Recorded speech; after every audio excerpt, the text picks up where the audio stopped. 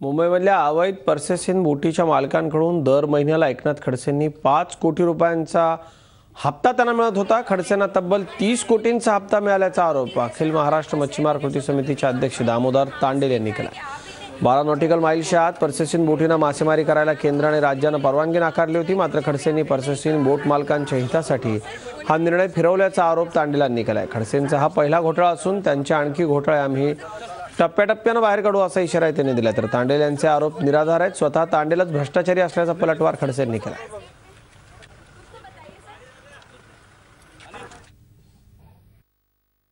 खडसे मच्छीमार खात्याचे मंत्री आहेत। 2000 बोटी इलिगल चालू आहे, त्याच्यावरती त्यांनी कारवाई करायला पाहिजे।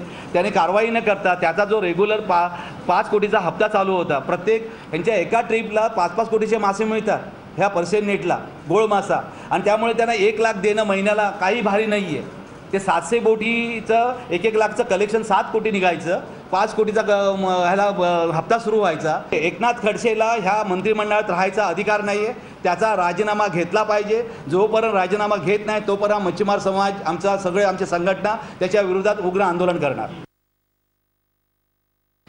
दामोदर तांडेल यांनी या ठिकाणी जे बेबुनियाद आरोप केले, निराधार आरोप केले।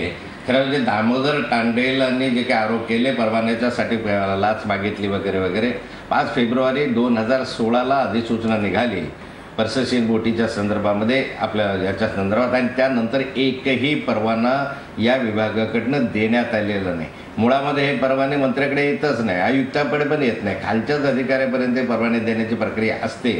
यामध्ये 5 फेब्रुवारीला 16ला अधिसूचना निघाली। त्याआधी काही लोक न्यायालयामध्ये गेले होते आणि न्यायालयाच्या निर्देशानुसार मालवणच्या एका अधिकाऱ्याने 8 परवाने दिले होते।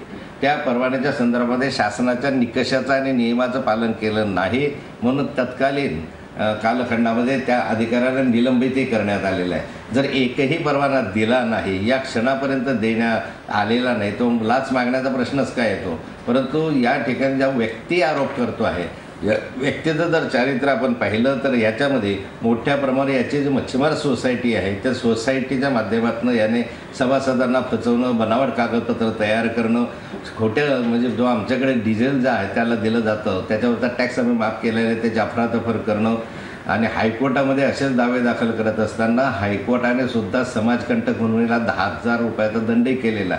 एकंदरीत 22 अशा स्वरूपाच्या केसेस वेगवेगळ्या माध्यमातून याच्यावर प्रलंबित आहे।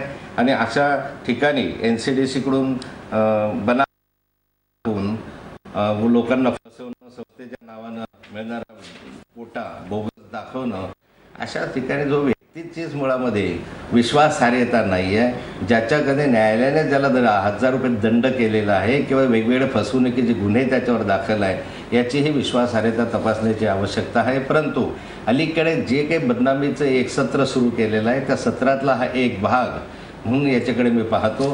जर त्या ठिकाणी परवाना एकही दिलेला नाही, मग एक तर मुळामध्ये मंत्र्याकडे येतच नाही प्रस्ताव, मंत्र्याकडे येते तर मागेल कोण त्याच्यासाठी, आणि आयुक्ताकडे पण येत नाही। त्याच्या खालच्या पातळीवर हे परवाने दिले जातात, निर्णय तपासूनच दिले जातात, हायकोर्टाच्या निकषाप्रमाणेच दिले जातात, आणि दिलाच नाही तर मग या याला काहीही तथ्य नाही।